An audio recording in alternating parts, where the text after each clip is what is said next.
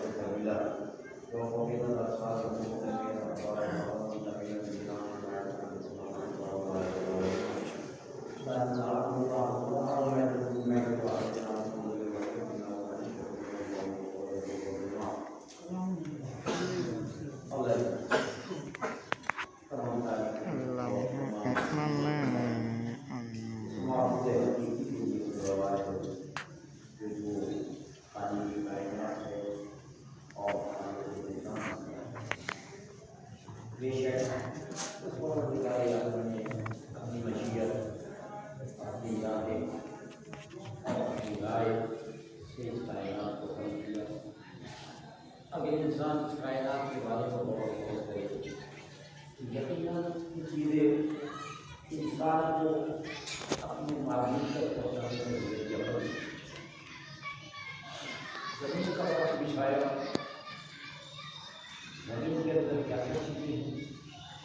तहकीक जारी है, तहकीक करने वाले ज़मीन के बारे में तहकीक कर रहे हैं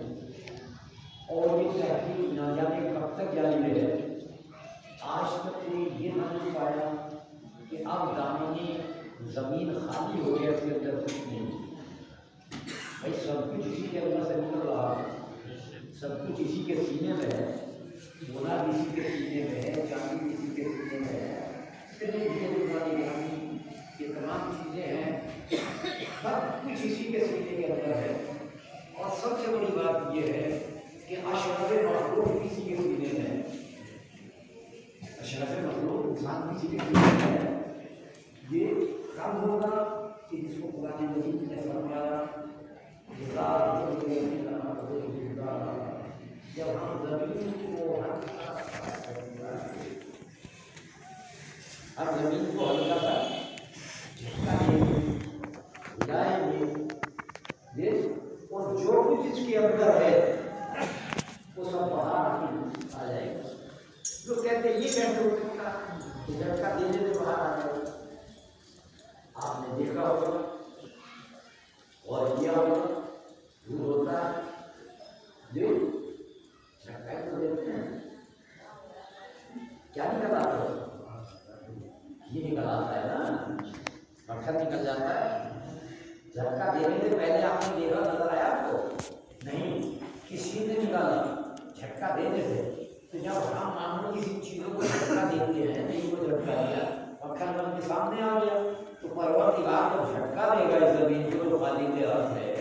तो जो कुछ इसके अंदर है वो सब बाहर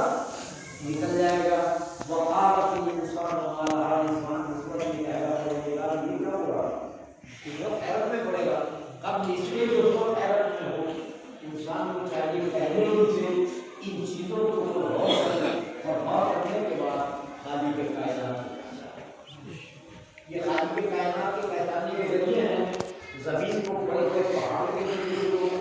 इतने बड़े बड़े पहाड़ हैं ये जितने लोग वो निकाले आदमी नहीं होगा अपनी मशीयत और अपने इरादे से करती है। इंसान जब और खोज कर ले तो उसकी मारे सबकी और वो चीज़ें हैं। अच्छा कहीं ना जाए ये कायनात में इंसान को अपने बारे में गौर कर ले, कितने साल किसने किया दुनिया में लाया ये हमारी जो किसने किया, मालिक की कायनात ने दिया ना। अगर इंसान अपने बारे में गौर करे, इसलिए हदीस में है, हदीस कुदसी में एक मन आरा नफ्स जिसने अपने को पहचान लिया,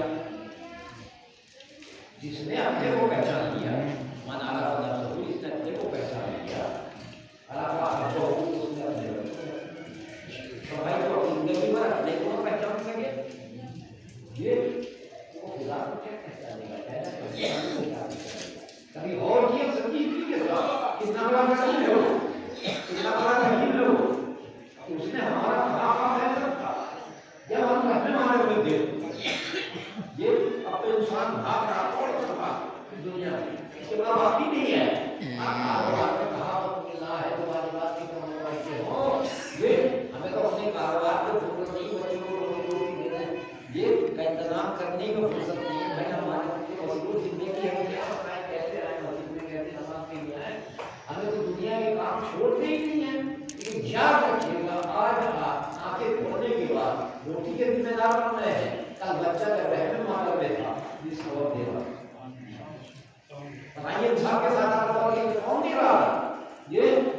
और कितना बड़ा करीम है कि आदो जवारे उसके कमजोर थे तो उसी लिहाज से उसका रिस्क मुअय्यन किया। भाई ज्यादा कभी रिज़ा को सबकी रिज़ा को बर्दाश्त नहीं कर सकता था, अल्लाह ने कहा कि तेरे आदो जवारे कमजोर है तो दूर कब तक दूर बढ़ता रहा, दुनिया में आ गया, हमारे ऑफिस में आ गया, यहाँ भी दूर पीता रहा। ये जो रिस्क इसको शिकवे मादर में मिल रहा था, कोई अत्तर नहीं, कोई मंत्र नहीं, कोई शांत अपनी सबसे बड़ा ये बता दे कितना मिल रहा, बता सकता है कोई? माँ भी नहीं बता सकती, देने वाला दे रहा था और जिसको दे रहा था उसको मिल रहा, ये है ना। लेकिन जब दुनिया में आ गए तो जिसने पहले मादर में हमें दिया दुनिया में आने के बाद हमारी जिंदगी का मुहाफिज नहीं है, हम खुद हैं। ये रोटी रोटी कमाने में ही बात नहीं है, अच्छा भाई कब तक बात नहीं है, लेकिन याद रखिएगा वो वक्त भी करीब है कि जिसका खुदा ने हदीस में तस्वीर किया है कि इंसान जब मैदान हश्र में देखेगा और कहेगा ए मेरे मालिक ये दुनिया में कौन सी दुनिया में, दुनिया से आया रात की दरवाजे रखने की चीज़ और निकाल के दुनिया में वापस पहुंचा दे, क्यों हम आदत वाले हैं ताकि मैं अच्छे अच्छे काम अंजाम दूं और किसी बुराई के करीब न जाऊं। ये कब कहेगा? मैदान हश्र में अपना निकाले आगे की बात करने जाए तो कहेगा मेरे मालिक तो आवाज आएगी कि सलाम और दुनिया में तुमने क्या किया, सामान्य आपने बात करता हूँ दुनिया में जाने के बाद कोई भी अमल नहीं छोड़ देगा तो जवाब मिलेगा कि अमल खत्म हो गई और जिंदगी की, अब तो जज़ा का दिन है, सज़ा का दिन है। इसीलिए रसूल ने हदीस में फरमाया कि अल यौम अमल बिल हिसाब,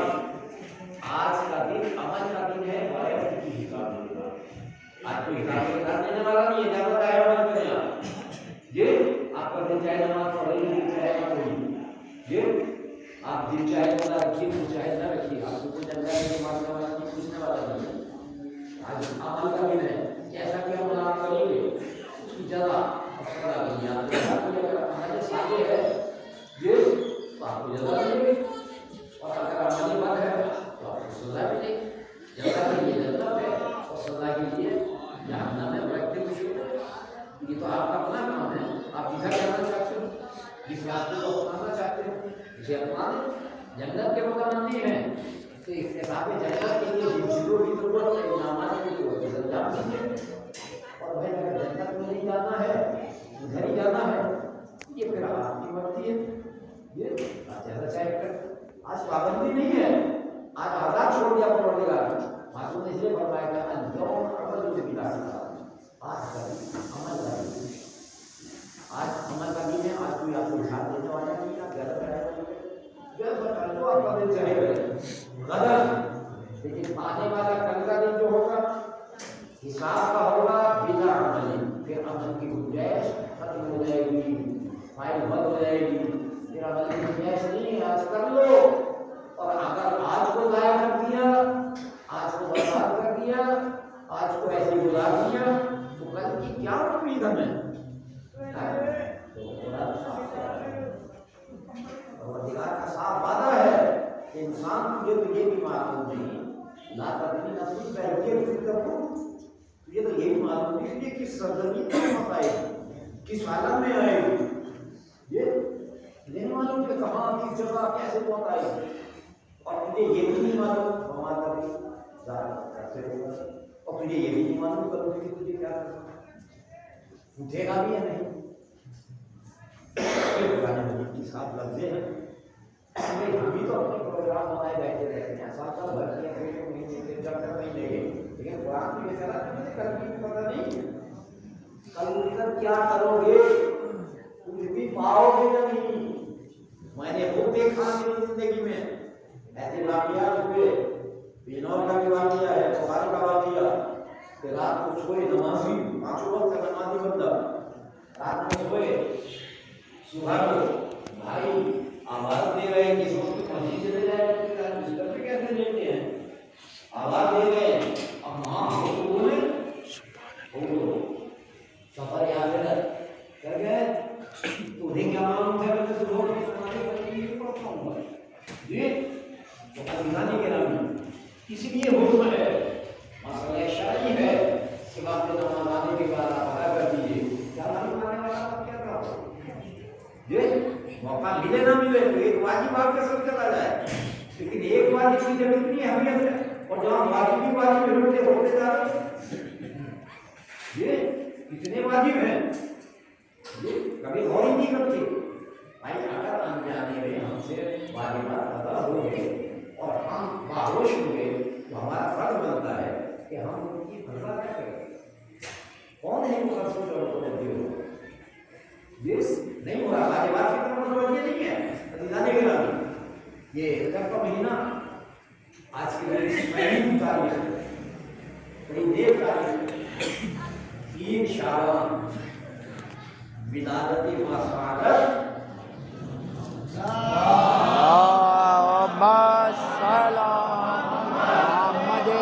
मोहम्मद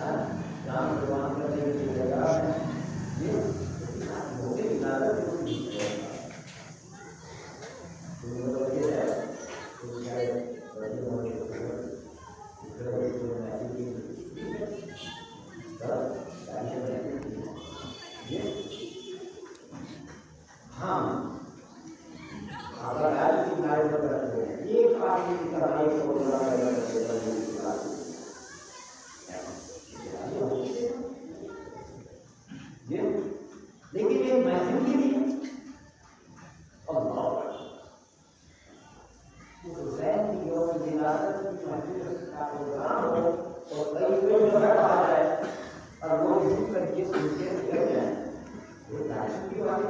नहीं होने दावा करते क्या कहते हैं वो राष्ट्र के लोग राष्ट्रीय चढ़ा के जंगलों का खड़ा होने का वाला उनको याद रहता है कि उनको मार खड़ा हम तो और नहीं होगा आज मतलब वाला में हो तो जान तो बात करें कर देते जान तो हां मैंने कितने भाग रहे हैं कोई ना होगा तो हम कहीं तो हैं ये खुदा का शुक्र में तो खुदा के अपने पड़े जाते हैं खुदा का शुक्र है कि उसको ना होगी जानते हैं क्या 50 रुपए हम जो है शिरकत के लिए तैयार की आप ये वाला और आप क्या करेंगे तो इसको तो नहीं करेंगे है ये तो अच्छी नहीं है ये वाला मतलब ये है याद रखिएगा बिना नहीं गिना कौन है जिसने 3 बचाए जिसने शरीर बचाए पूरी कायनात को है पूरी कायनात को है कहीं सुनिएगा कैसे बचा आप लोग सुनते हैं लागी पढ़ते हैं नीला जी ने भी नजर किया है बड़ी के बड़ा उन्होंने भी बात लिखा क्या लिखा इनका आत्मा को तो याद ही है मुझे तो नहीं इनका आत्मा को राजी कभी नहीं करता तुम्हारे ऊपर जाना कब कहा ये जब आपको जमीन की तरफ फेंकना चाहा जमीन से आवाज आई अगर ये खुले ना हक का खतरा आ गया कयामत तक ये गाना नहीं हुएगा आसमान की तरफ फेंकना चाहा आसमान से आवाज लहरी आई फरमान जहरा अगर खुले ना हक का खतरा आसमान की तरफ आ गया तो कयामत तक ये बारिश का खतरा ना बचेगा ये बिना इसके जिक्र नहीं किया अगर फरमान जहरा फेंक देगा जमीन बदलाव देगा चेहरे पे ना होगा तो क्या आज जमीन में कुछ ले लेगा नहीं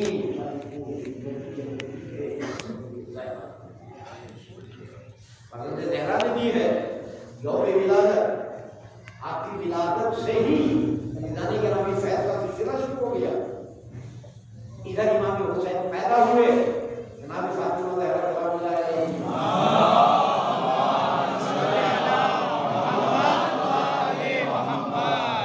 इधर अल्लाह ने हुक्म दिया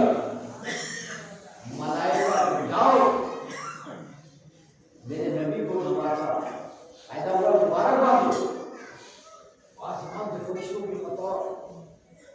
तारीफ बढ़िया ये क्यों हो गई अब उसी एक जजीरे में जहां से ये मलक गुजर रहे थे फरिश्ते गुजर रहे थे जी तो एक मातू कहते हैं सजाया ये सजा दी गई फरिश्ता कौन इसका नाम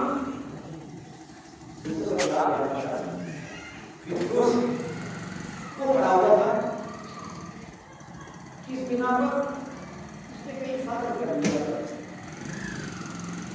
ये अपने को बेहतर कह दिया था तो अल्लाह को ये बात फिर उसने देखा है आपको सवाल किया मेरे साथी को कहाँ जा रहे हो क्या कयामत आ रही है क्या वो ये समझा कि शायद कयामत आ गई है तो फरिश्तों ने कहा कि कयामत तो नहीं आई अल्लाह ने अपने नबी को जमीन पर नवाजा कर दिया हम उसकी मुबारकबाद के लिए जा रहे हैं हम मुबारकबाद देने के लिए जा रहे हैं नवाजा कहाँ पैदा हुआ जमीन पर मदीने में और मुबारकबाद देने वाले कहाँ जा रहे हैं जमीन वालों को नहीं था आसमान वालों को अब तो समझ में आई लेकिन अपने जमानों में चल रहा है मुबारकबाद देने वाले भी नहीं जाए ना कब मुझे भी ले चलोगे हो सकता है अल्लाह इस मौलूद के फैल में क्या मेरी गुनाह माफ कर दे ठीक है ये चलते हैं हमारी किस्मत फरिश्ते लेकर सरकार वालों की खिदमत में आए सरकार आदम लेकर इस रोज अच्छे वक्त आए क्या यार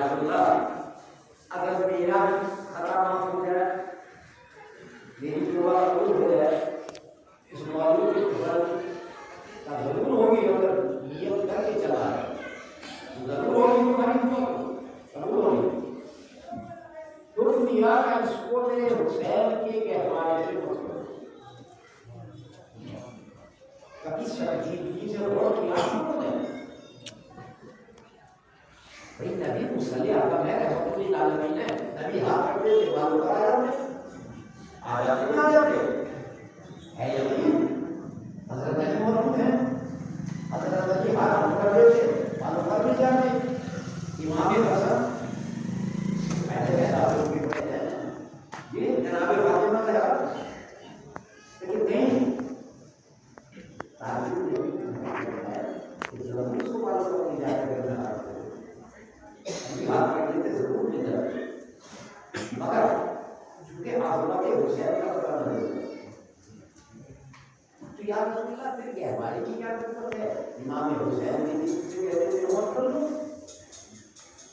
इमाम हुसैन ने किसी मत कर लो कभी कराएंगे कभी उसकी वजह यह है कि इमाम हुसैन हमेशा पहले ही जो याद दुनिया में रहेंगे गुनाहगार होते रहेंगे कयामत तक, मैं क्यों ना ऐसा रवैया बता दूं, ऐसा पसीना बता दूं कि जब तक गुनहगार हो अपने गुनाह जो है वो माफ कराते रहें, काल हुसैन का कहवारा है काल हुसैन कराते रहो, तो यार हुसैन का कहवारा है कल हुसैन नहीं होंगे तो हुसैन का क्या होगा जी, तो बिना तो इधर फतवे लगाते रहेंगे ये करके बता दिया तो कहवारा जो किया वाला तो अब तो अभी तो हमको समझ में आना चाहिए कि जब जनाब पैगंबर ये शेखुल मुरसलीन है जनाब मुकर्रम, इस वजह से फजीलत के लिहाज से नहीं, फजीलत के लिहाज से सरकारी माने से मुकर्रम है, सिर्फ उम्र के लिहाज से शेखुल मुरसलीन जब पत्थर मारते थे और रद्द हो जाते थे, तारीख में लिखा जनाब जिब्रील आते थे और जनाब जिब्रील आते पर ज़ख्मों से लगाते थे, नबी के वक्त उन नबी लोग के बढ़ जाते थे, तो नबियों का नाम ज़रूरी पर है कि फरिश्ता आकर रोज़ बस करे तो जख्म ठीक हो जाए, और इमामत का नाम ज़रूरी पर है कि फरिश्ता आके बस करे तो जख्म ठीक हो जाए, ये सामने की बात है, फजीलतें है कि नहीं है जी। आप जब बालों पर मिल गए अब ये चला बदमे नबी से मगर खामोशी से नहीं चला, फिर वही अदा है उससे भी बढ़ता सीधा पढ़ता हुआ चला, फर्क करता हुआ चला, अकड़ता हुआ चला कि जो सब क्यों कर रहे हो अभी तक आपने उसकी सुना नहीं ये मैं हुसैन का मैं हुसैन का पकड़ लिया फालू कर देना, और जिन्हें छोटा हुसैन के जो उन काम को इतना फालू करना चाहिए तो काम कैसी होनी चाहिए, आज क्यों नहीं फिक्र उस पर करा हुआ है कि जब मैंने फजल किया था मैं बेसहारा था, मेरा कोई सहारा नहीं था, कोई वसीला नहीं था, अब मुझे हुसैन के अल्लाह पाक का वसीला मिल गया यार, मैं इसलिए फजल कर रहा हूँ, तो फिर उसको फल तो मिल गए, दीन को बता मिल के नहीं मिली भाई दुनिया आज कहती है कि भाई ये बताइए हुसैन जीते पुराने तीर है जंगालू से निकलते रहते हैं और जवाब हमारे साबित दोनों ने दिए उनके भी चलते रहते कहते हैं कौन सी हमने कभी खरीदा नहीं, ये देखो ये क्या करता है आगे इलाका जब कुरान खत्म हो जाए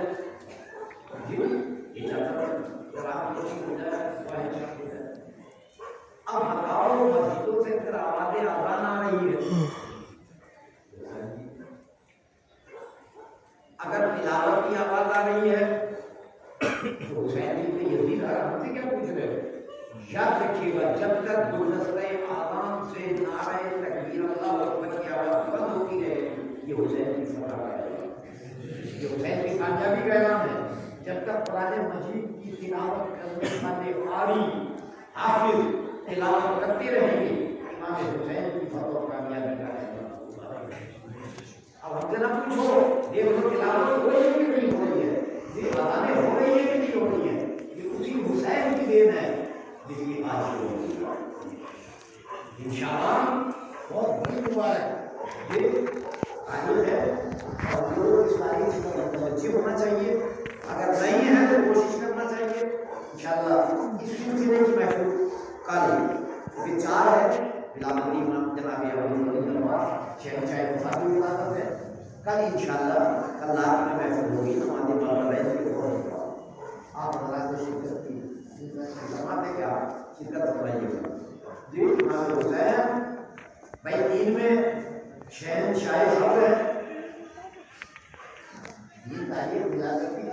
शहंशाह सब्र की है और 4 किसकी है? शहंशाह वफा की है। वो मुनावर शहंशाह है इमाम हुसैन सब्र की शहंशाह। ये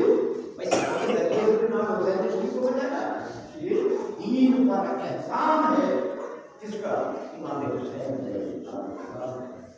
कि हुसैन ने अपनी कुर्बानियां देकर करबला में नाम की, ये आजादों को बचाया,